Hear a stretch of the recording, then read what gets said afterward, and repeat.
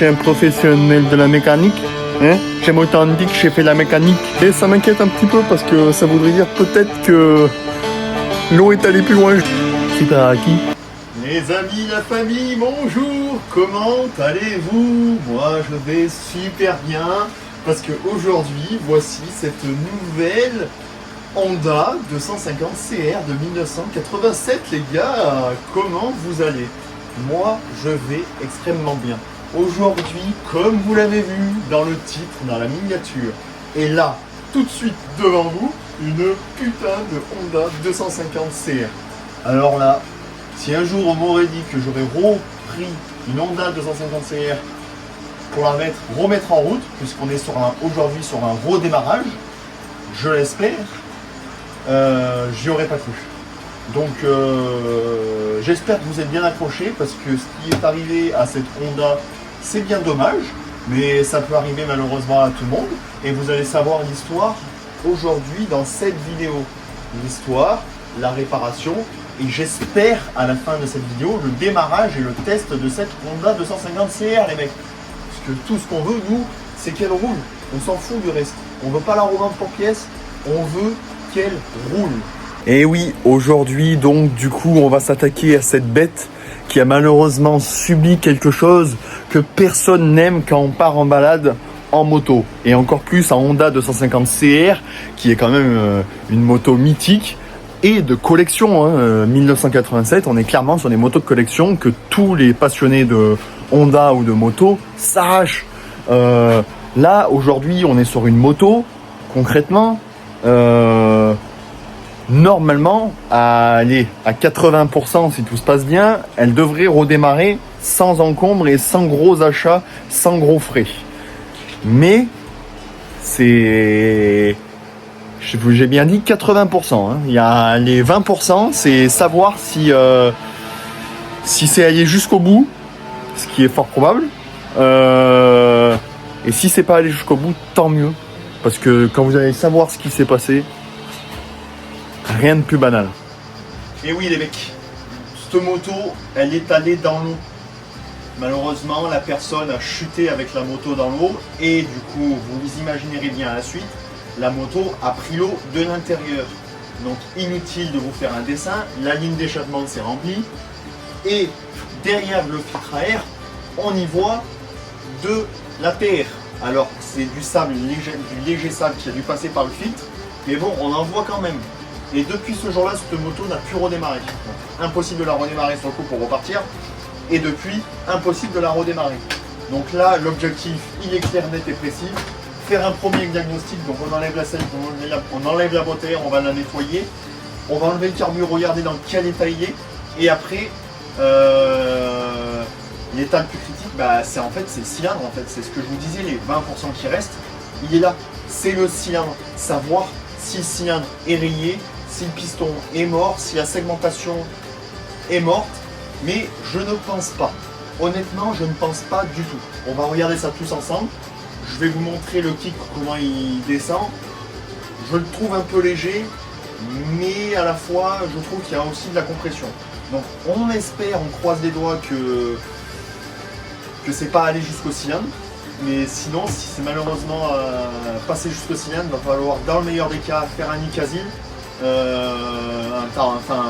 un rodage du cylindre et changer malheureusement le piston et les segments, voire plus peut-être si c'est aller plus loin, mais je ne pense vraiment pas. Honnêtement, je pense que dans cette vidéo aujourd'hui, on arrive à la redémarrer sans gros frais et il y aura même la ligne d'échappement à vérifier, à nettoyer à l'intérieur, à vérifier parce que quand on met le doigt à l'intérieur de la cartouche, c'est douteux, il y a du sable, il y a de la terre, va falloir voir tout ça. Donc première chose qu'on va faire, on va démonter pour y voir clair et pas tout démonter non plus. On va démonter la selle, on va enlever la boîte à air. On va faire sauter la boîte à air, donc je pense que la boucle arrière elle va sauter, je vous le dis honnêtement. On va démonter le réservoir, comme ça on a accès à tout le haut moteur sans se prendre la tête, parce qu'on pourrait faire autrement, mais chiant. Moi j'aime bien travailler dans un endroit où on y voit, où on fait quelque chose de clair. On va démonter la ligne d'échappement parce qu'elle va nous gêner et en plus on va devoir la nettoyer. On fera un premier diagnostic juste après. Donc sur ce, je vous laisse sur cette petite image de ce démontage et on se reprend juste après les mecs.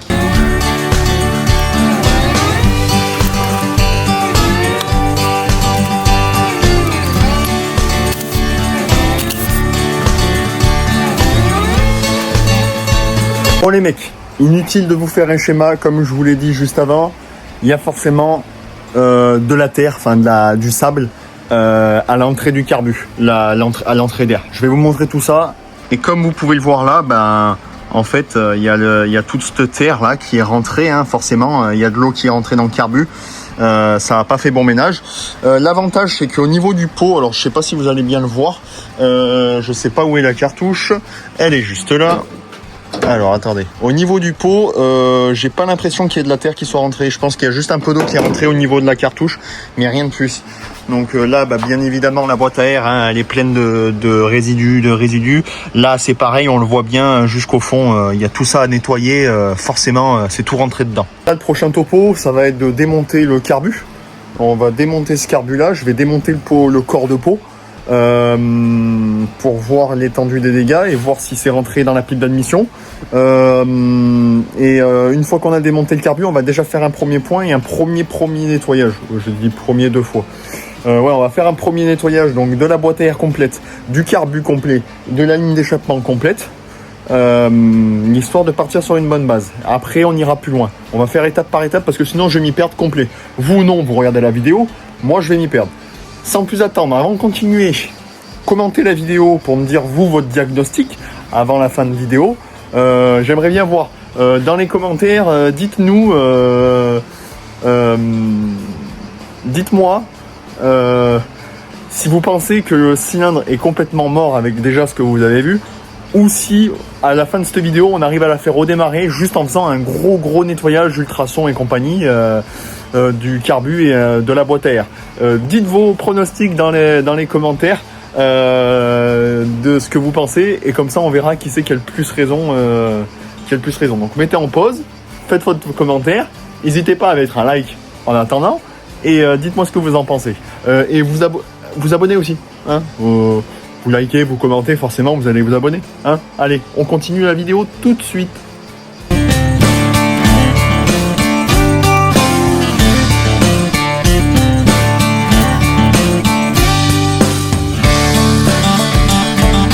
Les mecs, je crois avoir trouvé un gros problème qui ferait probablement pas démarrer la moto et encore heureux. Mais ça m'inquiète un petit peu parce que ça voudrait dire peut-être que l'eau est allée plus loin. Je vais vous faire écouter ça tout de suite. J'espère que vous allez entendre dans la vidéo. Je vais prendre le corps d'échappement et vous allez écouter attentivement.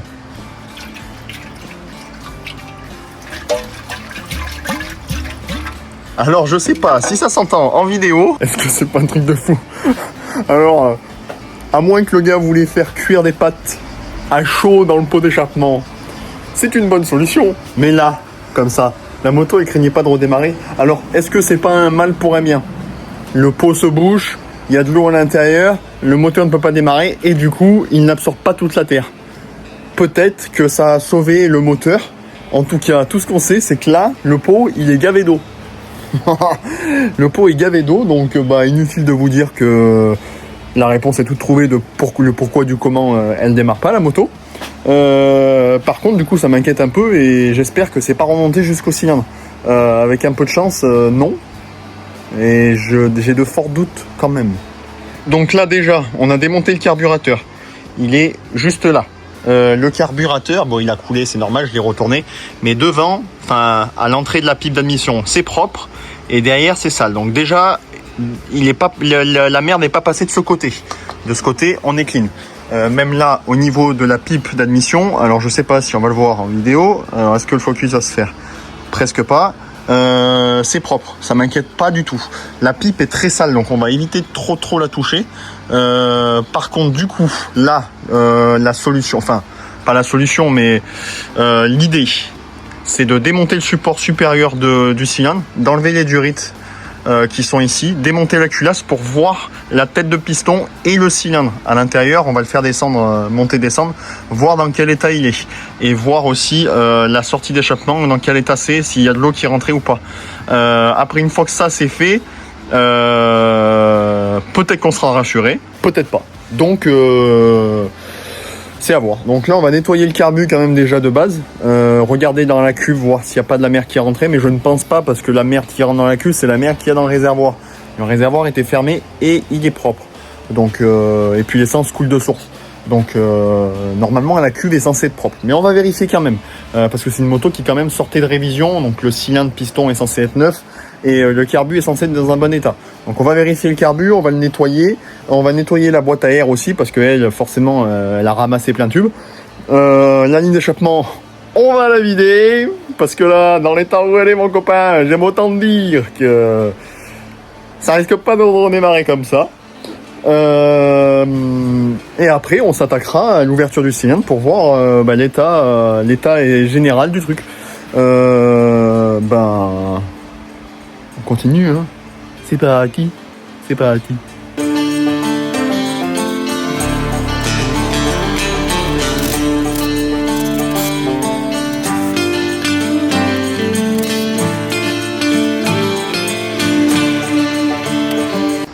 Bon les mecs, vous me voyez pas, mais là en gros j'ai envie de filmer la première ouverture, parce que j'ai dévissé toutes les vis. On va ensemble du coup ouvrir la culasse et voir l'étendue des dégâts. Déjà la culasse n'est pas collée, ça aurait pu avec le temps, et les vis ne sont pas tordues. Donc on va ouvrir ça et on va croiser les doigts tous ensemble pour voir quelque chose de propre.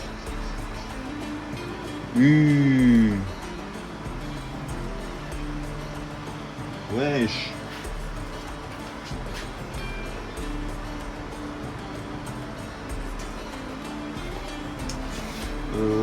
Les gars, là, regardez l'état de la culasse. Je vais essuyer ça, voir si c'est moi ou non. Donc je vous vends pas du rêve, hein. Regardez l'état,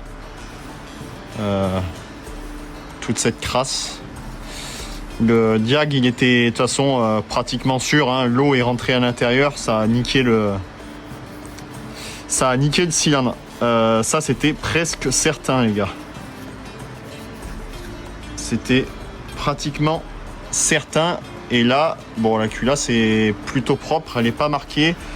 La bougie de toute façon elle est neuve, donc ça va. Par contre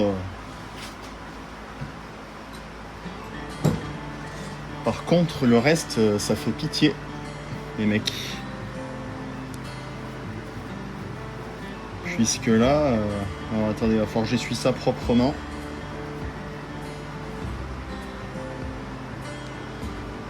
Tac.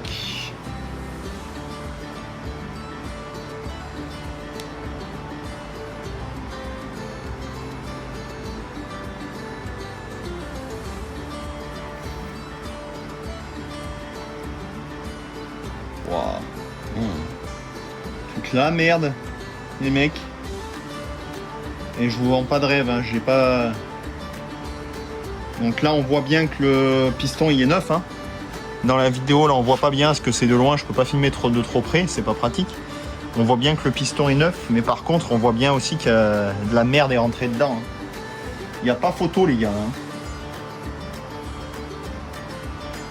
Par contre j'aimerais bien enlever le joint pour ne pas l'abîmer sans le casser. Là.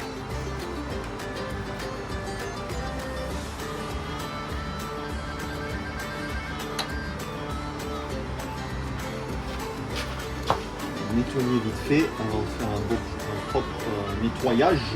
Bon les mecs, on a fait un point, enfin j'ai fait un point, mais on est plusieurs dans ma tête. On est plusieurs. Wow! Ça c'était mon deuxième mois. Vous l'avez pas encore rencontré? Bienvenue.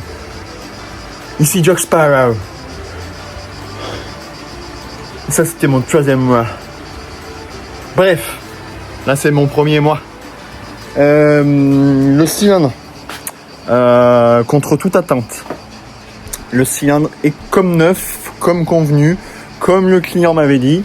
le cylindre et le piston sont comme neufs. Vous allez le voir, là je vais vous montrer tout ça. Je pense que c'est une chance inouïe. Alors, je pense que le pot d'échappement avait une bonne laine de roche et du coup, ça a pas mal absorbé la terre et du coup, il n'y a que de l'eau qui est passée. Ceci étant dit, j'ai fait un bon nettoyage. Le cylindre, pas une rayure, le piston, pareil, les segments sont bons. Je suis aux anges, je suis ravi les mecs. Ça, c'est une affaire qui roule et on ne peut pas demander quelque chose de mieux. Donc là, je vais vous montrer ça tout de suite. Ça reste quand même une opération un peu technique. J'aime autant vous dire. C'est pas quelque chose qui est fait par un non professionnel, parce que moi je suis un professionnel de la mécanique. Hein? J'aime autant dire que j'ai fait la mécanique depuis au moins 2 mois. Si c'est pas 2 mois et moins 2. Voilà. Donc, il y en a assez. Donc là, hop, alors, comme vous pouvez le voir, le cylindre est comme neuf. Le piston est comme neuf. Je suis aux anges. Aucune trace d'usure, aucune rayure. Franchement, rien de mieux que ça. Là, je vais quand même poncer toute cette merde là qui est autour, là, qui peut gêner et faire passer du liquide de refroidissement dans le cylindre. Tac, juste là, je vais nettoyer le joint. Le joint qui est semi-papier, semi-alu. Tac, hop. Et la culasse, c'est mettre un petit coup de ponçage dessus parce qu'il y a quand même des résidus comme vous le voyez.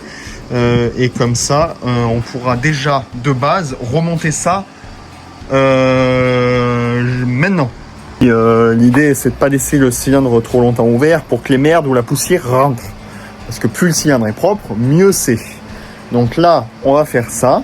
On va se nettoyer tout ça. Après, une fois que ça c'est remonté, on va pouvoir s'attaquer au corps d'échappement. Comme ça, on remonte le corps d'échappement. Une fois que le corps d'échappement est fait, on s'attaque au carburateur. On le nettoie, on le remonte. Et une fois que le carburateur est fait, on s'attaque à la cartouche. Et en fait, on remonte tout petit à petit dans l'ordre. Et on va faire ça comme ça. Au début, je vous ai dit qu'on allait commencer par la boîte à air. Mais en fait, je vais tout faire à l'envers. J'ai tout démonté. Et on va tout nettoyer un par un. Et on remonte petit à petit. Comme ça, on s'éparpille pas. Et on n'en perd pas. Et on fait pas tout à l'envers. Et comme ça, on est sûr que tout est fait. Parce que si on commence d'un côté, qu'on passe de l'autre et qu'on repasse, on s'y perd, on fait quelque chose de mal et la moto ne redémarrera jamais. Donc là, on fait les choses proprement, on vérifie tout ça. En même temps, je vais faire un petit tour global du moteur, vérifier que tout se passe bien, qu'il n'y ait pas d'autres problèmes. Qu'il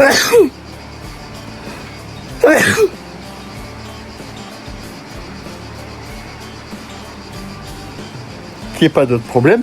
Parce que ça peut arriver, hein. Le moteur est très chaud, on tombe dans l'eau qui est froide, le moteur peut avoir un autre problème. On va vérifier tout ça, on va même vérifier le niveau d'huile, parce que ça a peut-être pu impacter le niveau d'huile, je ne pense pas, mais on va quand même vérifier ça, qu'on repart sur une très bonne base. Et puis voilà, de toute façon, qu'est-ce que je vais vous dire de plus là, je vous vends du rêve et je vous vends du blabla, donc on continue tout de suite. Hein, on va pas s'arrêter là, c'est pas acquis. Alors blague à part, je vous reprends. Hein. C'est peut-être la première vidéo, alors je dis bien peut-être parce qu'on n'est pas encore à la fin, mais c'est peut-être la première vidéo où le projet termine à 100%, où tout redémarre comme neuf. Alors après, j'aime autant vous dire que cette moto, je l'ai déjà eue. Si vous regardez bien les vidéos, il me semble que les toutes premières vidéos, j'en ai déjà eu une, dans un plus sale état, mais j'en ai déjà eu une, donc forcément, c'est plus simple parce qu'on sait déjà où aller quand on connaît les problèmes de ces moteurs. Parce que oui, ces moteurs ont des gros problèmes. Ils ont des défauts d'origine, comme les carters en magnésium. C'est une vraie merde. C'est de la chiasse. Le magnésium, alors oui, hein, elle est très belle, la moto, elle est belle. Mais par contre, les carters en magnésium, c'est une vraie merde. C'est ultra fragile, pourri. Donc, si un jour vous avez l'occasion d'acheter une Honda 250 CR, regardez bien les carters magnésium s'ils ne sont pas bouffés, fissurés, tout ce que vous voulez. Essentiellement au niveau des passages d'eau, de refroidissement. Les durites, à l'intérieur des durites, les tétons là qui tiennent la durite, tout ça. Ça se bouffe. Et un carter magnésium, c'est introuvable. Hein. Introuvable, personne ne veut faire ça.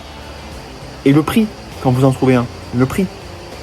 Parce que c'est, vous pouvez racheter une moto à côté, au prix du carter. Hein. Donc j'aime autant vous dire que faites attention. Et mettez le bon liquide de refroidissement. Ça peut éviter que le carter se bouffe. Parce que oui, un mauvais liquide de refroidissement ou de l'eau bouffe les carters. En tout cas, sur ces motos-là, j'en ai fait l'expérience. Donc, faites attention, les gars. Allez, on continue. Cette fois, c'est la bonne. C'est parti.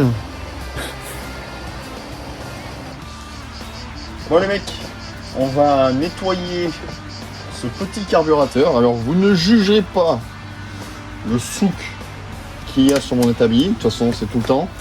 J'en fous toujours partout. Vous n'y jugerez pas.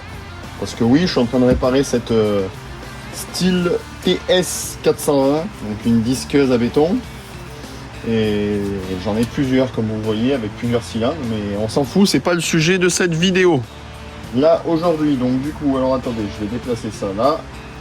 C'est que je vais démonter. Donc on va démonter en ailier du rythme déjà. Tac. Voilà. Et celle-ci, on va la démonter après. Ouais, quoique non, ça peut le faire. Oui, ça le fait. Donc là, l'objectif, il est de déjà nettoyer cette merde qui est là et de déboucher ce qu'il y a à déboucher s'il y a des choses qui ont été bouchées par la merde qui a été foutue à l'intérieur. Donc, on a déjà nettoyé ce que l'on voit pour éviter d'en mettre de partout. Voilà.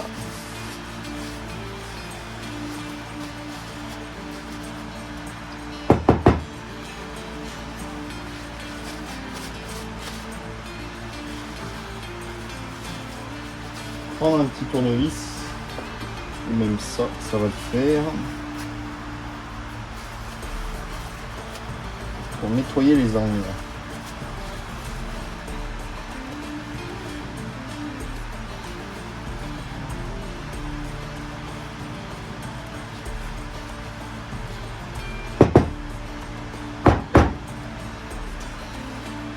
Là. Voilà.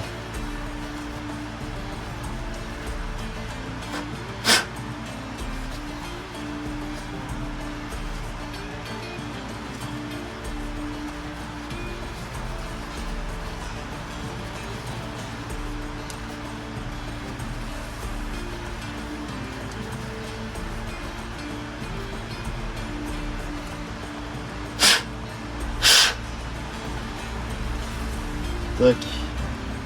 Bon, pour le moment, ça c'est bon. Là, on est bon. Voilà.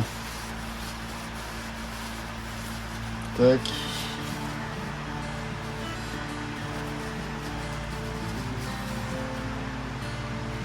Voilà. Et voilà. Déjà ça, c'est une très bonne chose de fait ta mère. Ça a coulé. Putain, j'en suis foutu partout. Bon. On va l'ouvrir, comme ça on va aller vider la cuve. On va y vider la cuve. Alors.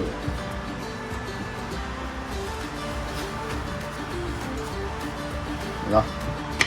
Du coup.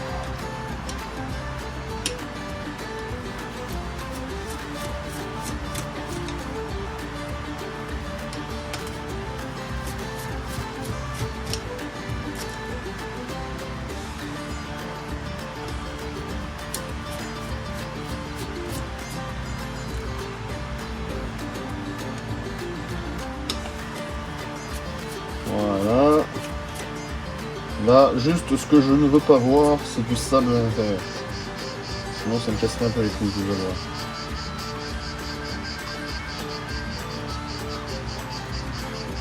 Voilà. Wesh. Oh, l'état.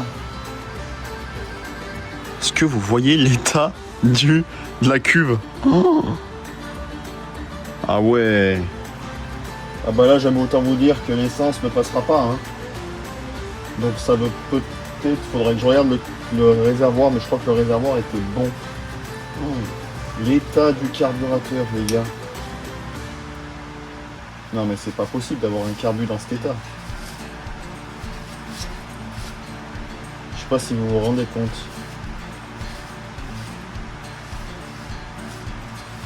De l'état du bordel. Bah là, il n'y a plus qu'une chose à faire, hein, les mecs. Tout démonter, pièce par pièce. Tout étalé, tout nettoyé, tout remonté. Bon les gars, le carbu a été entièrement nettoyé. La cuve, juste là, est toute neuve. Donc, bah là, on va plus que le remonter correctement. Donc, je vais remettre cette vis. Tac. Qui force un peu. Pas normal, mais malheureusement c'est comme ça. L'ancien proprio a dû la serrer à la boulonneuse et du coup ça a abîmé un peu le pas de vis. Ça fait un peu chier, mais bon, c'est comme ça. Tac, on va la serrer. Hop, pas besoin de serrer comme un zouave. Là, voilà. Donc là, tout est propre. Nickel.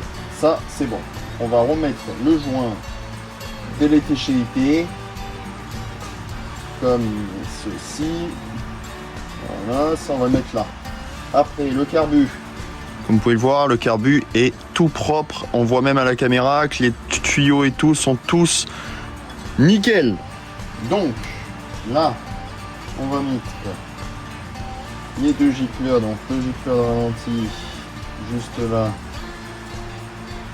Tac, on va serrer, mais pas comme un zouave, ça sert à rien.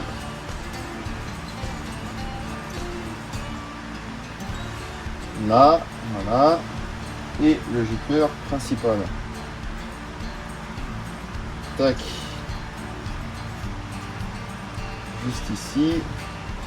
Pareil, on va serrer, mais pas trop fort, ça ne sert à rien du tout. Là, voilà. Après, là, on va se poser comme ça si c'est possible. Voilà, nickel. On va installer le flotteur. Pas censé y avoir un ressort. Merde. Là. Non, je suis en train de penser, il n'y a pas de ressort puisque ça marche avec la flottaison. Je suis un peu débile. Tac. Attendez, j'ai oublié de mettre ça. On va mettre ça, ça sera mieux quand même. Là, voilà, le flotteur qui va juste là, avec l'axe pour le verrouiller. Voilà, il monte bien, il descend bien, on est nickel. Après, tac, la cuve qui va dans ce sens. Si je ne me trompe pas, ouais, c'est ça. Là, voilà. Hop. Et après, et ben les vis, hein, plus qu'à mettre les vis. Et on sera nickel. Donc, on va prendre le tournevis. Le tournevis. Là. Voilà. Hop.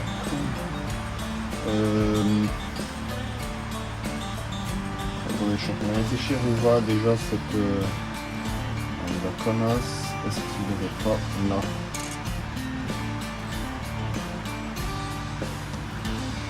Si, ça doit être ça. Je m'en rappelle plus.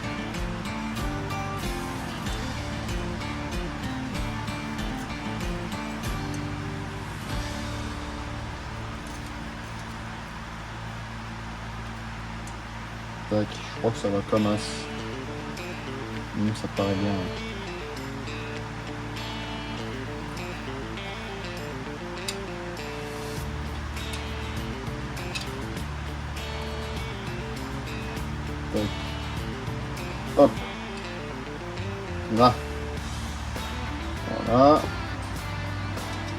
Hop, celle-là, là. Sans les foirer, bien sûr, parce que là encore, c'est pareil, il y a des vis qui sont foirées, c'est parce que les gens n'ont pas serré correctement et surtout avec pas les bons tournevis. Ce qui fait que ça les foire, les têtes. En plus, c'est des cruciformes, donc c'est fragile. Hop, voilà. Et là, on a un carbu remonté, tout clean. Mettre un petit coup de chiffon dessus quand même. Voilà, parce qu'il reste encore un peu des impuretés côté extérieur que je vais pas forcément nettoyer parce que bon, l'extérieur on s'en fout un peu. C'est pas le principe. Voilà. Tac, ça c'est bon. Là, la durite. Mettre un petit coup de soufflette. Voilà. Hop. Et on va juste là. Mettre un petit coup de chiffon. Voilà. Donc, ça va juste ici.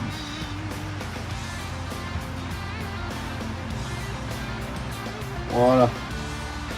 Déjà ça, c'est bon. Bon les gars, là, le carbu est entièrement nettoyé. Alors je suis en train de penser, je voulais remonter le carbu, mais je pense que je vais démonter la boîte à clapper, la nettoyer aussi, parce que je crois qu'il y a un peu de merde qui est rentrée. En tout cas, par abus de confiance, je préfère la démonter.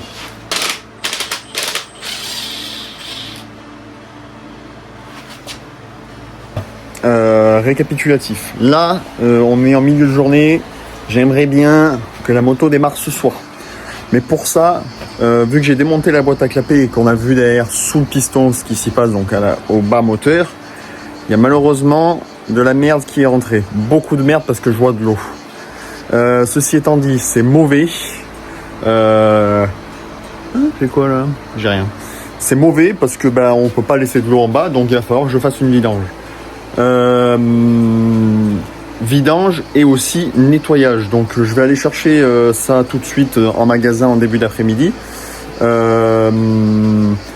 pour faire la vidange, donc de l'huile et aussi du nettoyant frein, parce que comme ça je vais nettoyer le moteur par en haut vu qu'il est ouvert.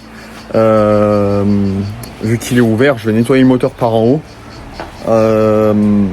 en nettoyant frein, comme ça va couler, ça va nettoyer une bonne partie de ce qu'il y a dedans, et potentiellement aussi je vais faire couler de l'huile par en haut, comme ça nettoiera un petit peu et comme ça on pourra remonter ça proprement. Donc je vous dis à tout de suite, vous c'est dans quelques instants, moi c'est dans une petite heure je pense, comme ça on continue tout ça proprement les mecs, parce qu'on va pas faire les choses à moitié. Bon les gars, après réflexion et fort de mon intelligence, je pense qu'il va falloir démonter le cylindre, parce que en fait j'avais pas pensé, mais c'est un carter sec au milieu, donc ça veut dire que l'eau elle est rentrée dans un endroit où l'huile n'y est pas, donc ça veut dire que pour la faire sortir, c'est soit je retourne le moteur, soit je trouve une autre solution. Donc là la solution la plus simple pour le moment pour moi, c'est que je vais déjà purger un peu plus le liquide de refroidissement, démonter pas la culasse mais le cylindre complet, et après on va réfléchir à comment vider l'intérieur là sans devoir démonter le moteur et retourner. Il y a forcément une solution, on va la trouver, mais déjà on va faire ça.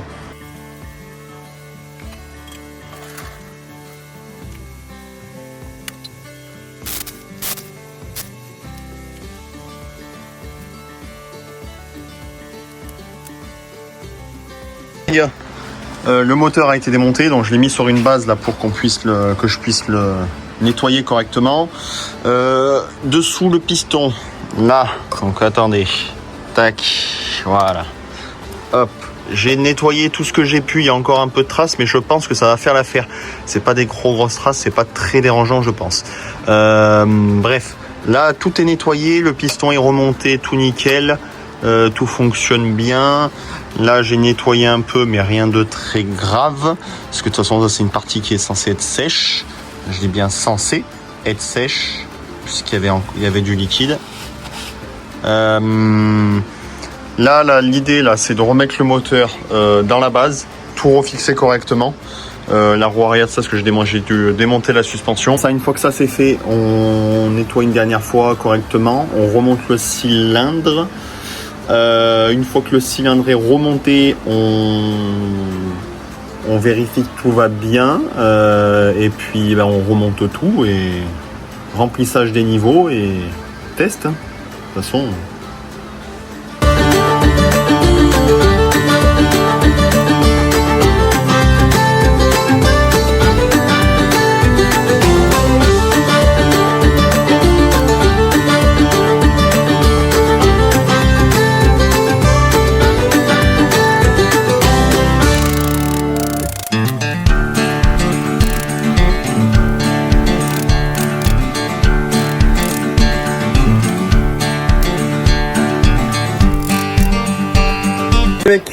Après au moins 1h30 voire 2 heures de dur labeur, le moteur est enfin remonté. J'ai pu tout nettoyer. L'intérieur du moteur est clean, enfin presque. Il est clean à 95%. Le reste c'est ce que j'ai pas pu nettoyer du tout. Donc les vilos, enfin le vilo, je l'ai tout graissé à l'huile de temps. Comme ça, il sera bien gras, parce que malheureusement j'ai été obligé de mettre du nettoyant frein. Le piston tout nickel, tout a été remonté. De toute façon je vais vous montrer ça tout de suite. La moto est entière, on n'a pas encore démarré le moteur, donc ça va être l'exclu total. Je vais vous montrer ça tout de suite. De toute façon vous attendez que ça, et moi j'attends qu'une chose, c'est de la démarrer. Là voilà les mecs, la moto est enfin entière, et cette fois-ci elle est entière et normalement fonctionnelle, pas comme au début de la vidéo où vous l'avez vu, où la moto ne pouvait pas démarrer. Donc là, l'entièreté de la moto a été remontée, il n'y a plus rien à faire, juste un nouveau niveau de liquide de refroidissement, parce que là j'en ai mis, ça déborde, mais il va falloir faire tourner le moteur, voir s'il n'y a pas un ajustement à faire. Mais là, la moto est censée fonctionner à merveille et au quart de tour.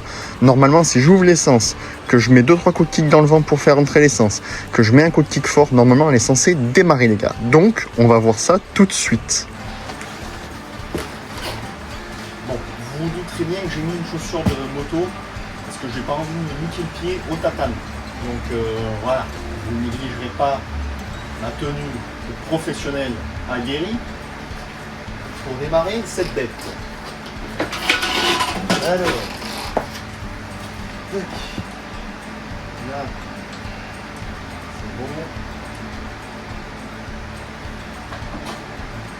Là, on va faire rentrer l'essence plus doucement. Hein. Déjà, la compression est vachement meilleure qu'au début de la vidéo. Et ça, c'est pas trop mal. Là.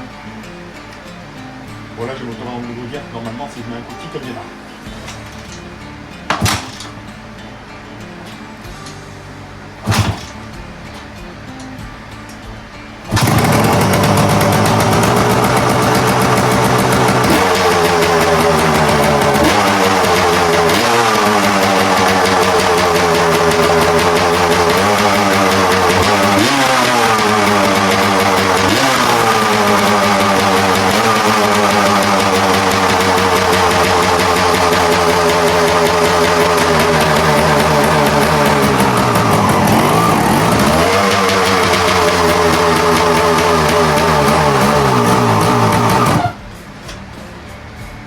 Bon bah voilà, ça démarre les gars.